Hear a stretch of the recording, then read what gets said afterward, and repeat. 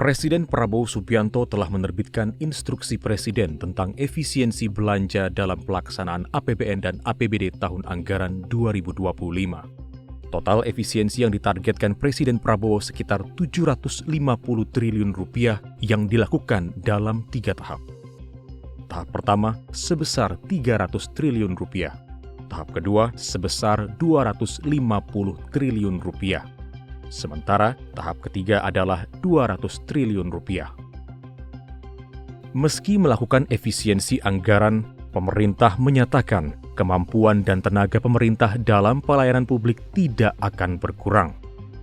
Namun, publik sempat dikejutkan dengan adanya pemutusan hubungan kerja atau PHK terhadap tenaga honorer, tenaga kontrak, maupun outsourcing di LPP TVRI dan RRI yang dikaitkan sebagai dampak efisiensi anggaran di kedua lembaga tersebut.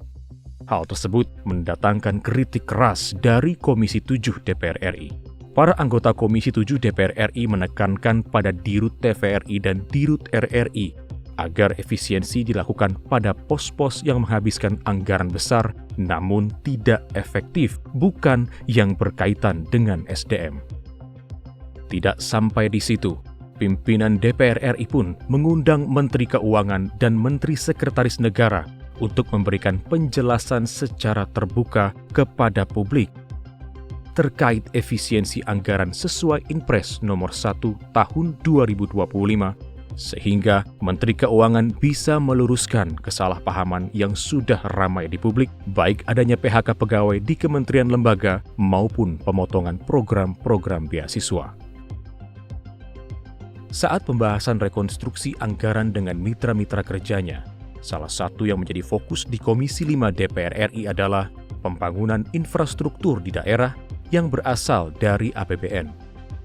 Pembangunan infrastruktur di daerah diharapkan tidak terhambat dengan adanya kebijakan efisiensi anggaran.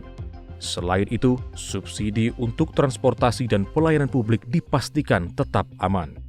Komisi 5 DPR RI juga mengingatkan pemerintah terkait preservasi jalan nasional, mengingat akan ada momen arus mudik dan arus balik Idul Fitri 2025.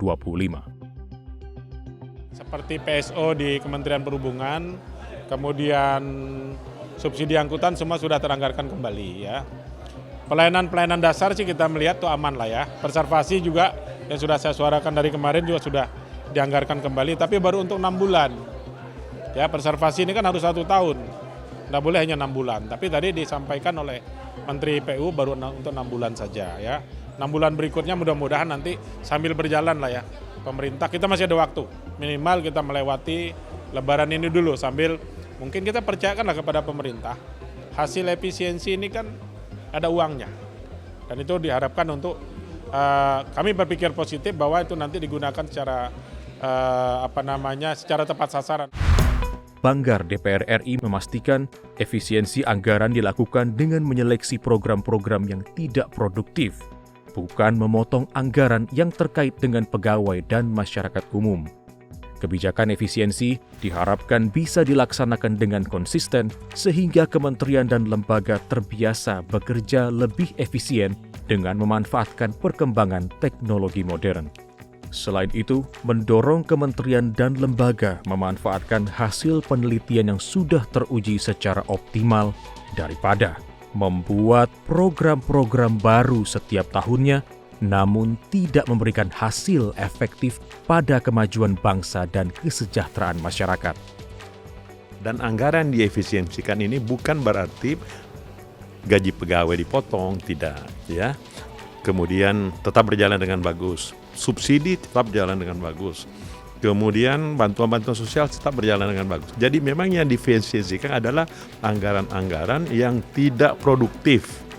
Kemudian karena yang didorong itu bagaimana meningkatkan pangan, ketahanan pangan kita, energi kita, hilirisasi kita. Ini satu langkah yang sangat strategis untuk mendorong pertumbuhan pembangunan kita menuju ke 8%.